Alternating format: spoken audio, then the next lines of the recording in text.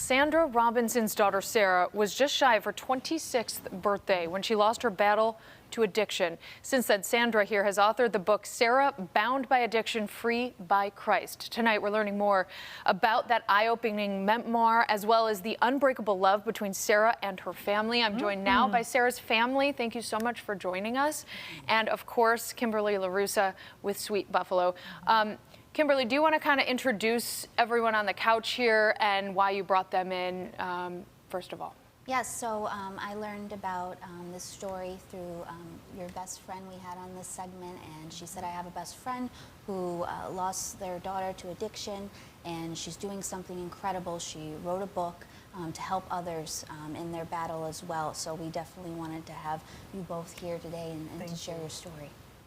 Sandy, tell me about your daughter. She's on the cover of this book. We'll be showing video of that book. So go ahead and tell me about her a little bit. Well, Sarah Louise Gangel, she was an incredible human being, as I think most people would say about their own kids. But she was witty. She was extremely quirky. Like, she wasn't for everybody. If you met her, you would just be like, okay. She was unique, but she sang opera. And she was amazing. She was super smart. Most of the time, I would serve dinner or serve, you know, Luther and Sarah special drinks or something because they were talking like over my head. So they spoke a very special language together, of which I did not because they were way too smart for me.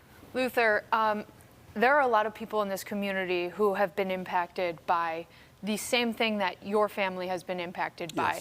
This is so strong of you guys to be kind of a face of this. And how has your story and your wife's book here helped in other people's lives? You know, I think it's made it incredibly personal. Yeah. I remember years ago, as a medical student, I was doing some voter registration things. And I was in this tough neighborhood in Cincinnati, and I can just remember at the end of the day that people who were struggling with addiction would sort of come out and panhandle and all of those kinds of things, and that impressed me as sort of a stereotype of a person who was struggling with addiction. Yeah.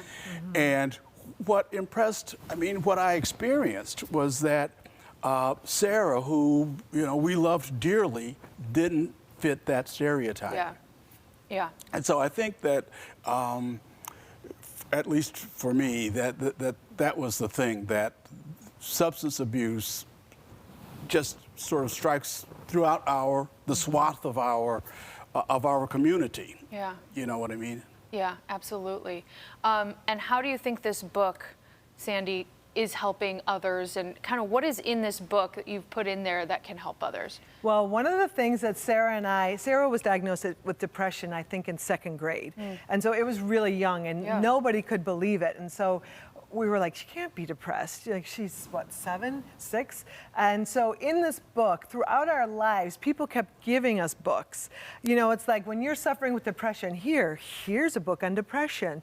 Oh, your child's addicted? Here's a really sad book about someone else's addiction. And it was like, we would both look at each other, and it got to the point where Sarah and I would just laugh because it was like, oh, we had this collection of the most depressing books on addiction and depression. And we were like, this isn't helping anyone.